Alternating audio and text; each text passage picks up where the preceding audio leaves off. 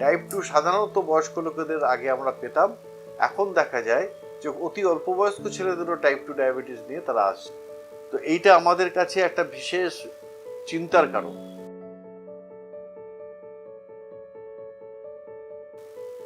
নমস্কার, আজকে আপনাদের সবাইকে স্বাগত জানাচ্ছি। আমি ডক্টর দেবজ্যোতি কোনার, ইন্টারনাল মেডিসিন কনসালটেন্ট। আজকে আমি আপনাদেরকে ডায়াবেটিস সম্পর্কিত কিছু তথ্য বলতে চাই। প্রথমেই জানাই ডায়াবেটিস কি। ডায়াবেটিস তখনই আমরা বলি যখন রক্তে সুগারের পরিমাণের থেকে অনেক বেশি থাকে, এবং যেটা বেশি থাকার ফলে পরবর্তী জীবনে শরীরে অনেক রকম সমস্যা দেখা যায়। কিডনি, হার্ট, চোখ, নার্ভ সবই আস্তে আস্তে আস্তে আস্তে অকেজ হতে শুরু করে।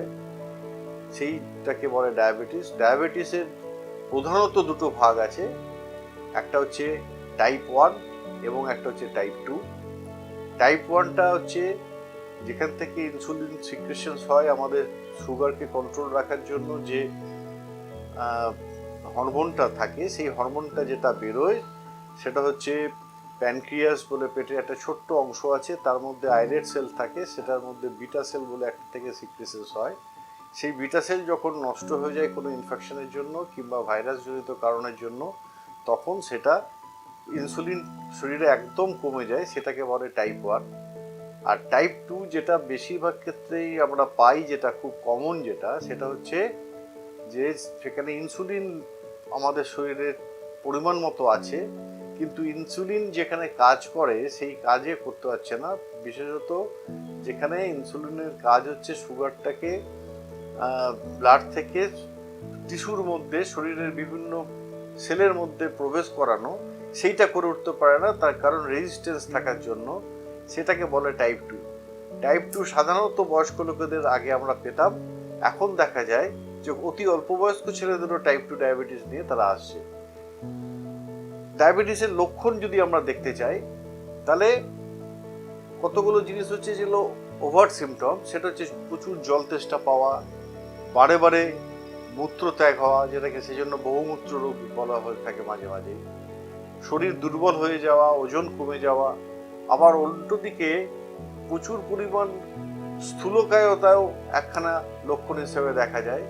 কিন্তু যেহেতু প্রধান উপলক্ষ যে ব্যাপারটা শরীরের যেখানে কাজ করে, মাসলস কিংবা হার্ট কিংবা ব্রেন কিংবা যেখানে সুগারের প্রয়োজনটা দরকার সেলে কাজকর্ম করার জন্য, কারণ সুগার থেকেই আমাদের শক্তি উৎপাদন হয়, সেটা যেহেতু থাকে না, সেহেতু শারীরিক দুর্বলতাটা প্রধান ম্যানিফেস্টেশন হিসেবে, লক্ষণ হিসেবে দেখা যায়।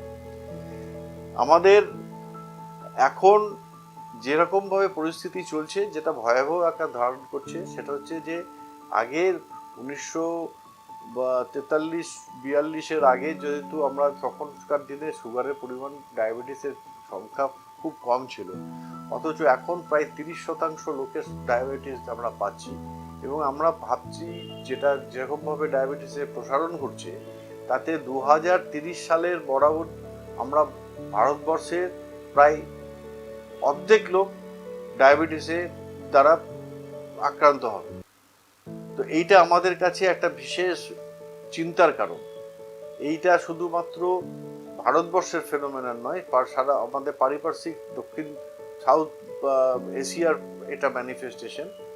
আমাদের দেশে আগে আমরা দেখতাম গ্রামেগঞ্জের লোকেদের সুগার, ডায়াবেটিস খুব কম থাকতো। ডায়াবেটিসকে ধরা হতো অ্যাফ্লুয়েন্ট বা উচ্চবিত্তদের মধ্যে ম্যানিফেস্টেশন, কিন্তু সেটা নয়। এখন সেটা আমরা দেখতে পাচ্ছি সবার মধ্যেই এটা ছড়িয়ে যাচ্ছে। ডায়াবেটিস হলে যে সমস্যাটা একটা সময় থাকতো, তখন আমরা চিন্তা ভাবনা করতাম যে ডায়াবেটিস করার থেকে তো কি হয়েছে, ব্লাড সুগার আছে তো বেশি, তো কি হয়েছে, আমাদের তাতে কি ক্ষতি আছে। এমনও বলা হতো যে কেন চিকিৎসা করে কোনো দরকার নেই। কিন্তু পরে বিভিন্নভাবে আমরা দেখতে পাচ্ছি যে ডায়াবেটিসকে কন্ট্রোলের মধ্যে রাখা। ডায়াবেটিস কন্ট্রোল মানে কি আগে সেটা বলে নিই। ডায়াবেটিস কন্ট্রোল থাকা মানে হচ্ছে যে আমার সুগারের লেভেল খালি পেটে ফাস্টিং অবস্থাতে 110 থেকে 27-এর মধ্যে থাকা, আর পিপি বা খাবার পরে 2 ঘন্টা পরে যে টেস্ট করা হয় পোস্টপ্র্যান্ডিয়াল, সেটা 160-এর মধ্যে থাকা, এটাকে আমরা কন্ট্রোল হিসেবে ধরি। সেটাকে আমরা HbA1c লেভেল দিয়ে মাপা হয়, যেটা 3 মাসের ধারাবাহিক সুগারের পরিপ্রেক্ষিতে দেখা যায়। সেটা হচ্ছে যে ওটা মোটামুটি 7-এর লেভেলে আমরা রাখতে চেষ্টা করি, যাতে 7-এর মধ্যে থাকা মানে ধরে নেওয়া হয় যে সারা দিনের মধ্যে 70% সময় আমার ব্লাড সুগার লেভেল রেঞ্জের মধ্যে আছে। সেইটাকে হচ্ছে 7 হিসেবে দেখা হয়, HbA1c 7। HbA1c যত কমের দিকে রাখা হয়, যাদের কিছু কিছু কন্ডিশনসে, যেমন প্রেগনেন্ট মাদারদের ক্ষেত্রে কিংবা রেনাল ট্রান্সপ্লান্টেশনের ক্ষেত্রে সুগারটা আরও স্ট্রিনজেন্ট কন্ট্রোল করে রাখা হয়। সেটাকে মোটামুটি 6-এর কাছাকাছি রাখা, 6 থেকে 6.5-এর মধ্যে রাখার চেষ্টা করা হয়। আর যত বয়স হয় ততকে আমরা একটু লিবারেল হই, 7.5 পর্যন্ত রাখা যেতে পারে HbA1cটা। আরেকটা জিনিসের দিকে মাথায় রাখতে হয়, শুধুমাত্র ব্লাড সুগার লেভেল বা HbA1cটা কন্ট্রোল নয়, দুটো জিনিস দেখতে হয়। সেটা হচ্ছে যে হাইপোগ্লাইসিমিয়া বা সুগার ফল করে যাওয়াটা যেন না হয়। সুগার ফল করে যাওয়াটাও কিন্তু একখানা আনকন্ট্রোল হিসাবে ধরা হয়, যেমন সুগার প্রচুর বেড়ে যাওয়াটাও একটা আনকন্ট্রোলের মধ্যে চলে যাচ্ছে। এই ফ্ল্যাকচুয়েশনসগুলো হতে থাকলে সুগারের ক্রমাগত সুগার বেশি থাকতে থাকতে সেটা কিডনি, হার্ট এবং চোখের যে রেটিনাল ভেন বা আমার ইভেন আর্টারি এবং নার্ভের উপর আস্তে আস্তে আস্তে আস্তে প্রসার ফেলতে থাকে। স্কিনের আমাদের পায়ের নার্ভ, বেন নার্ভের দিকে সেটা ধরতে থাকে, সেজন্য অসারতা শুরু হয়ে যায়, সেই জন্য অনেক কমপ্লিকেশনস তৈরি হয়। এগুলো সমস্তটাই কিন্তু টাইম সাপেক্ষ ব্যাপার। আজকে যদি কারো সুগার ধরা পড়ে, তাহলে মোটামুটি 10 বছর পরে তার কিডনির চেঞ্জ শুরু হয়, হার্টের 15 বছর, চোখ 20 বছর, এই চেঞ্জগুলো আসতে শুরু করে। আমরা যদি আজ থেকে কন্ট্রোল রাখি, তার এফেক্টটা আমরা পাবো কিন্তু সেই 10-15 বছর পরে। আমরা কোনো কমপ্লিকেশনটাই আমরা কিন্তু আটকাতে পারবো না, সেটা সবই হবে।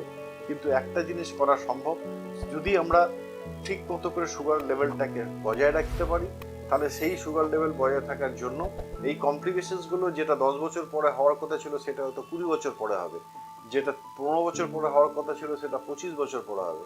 তাহলে আমরা এই কমপ্লিকেশনসগুলো, এইগুলোকে আমরা শুধুমাত্র পোস্টপন করতে পারি, কিন্তু প্রিভেন্ট করতে পারি না, কিন্তু যদি আমরা ঠিকমতো করে মেনটেন করি তবেই।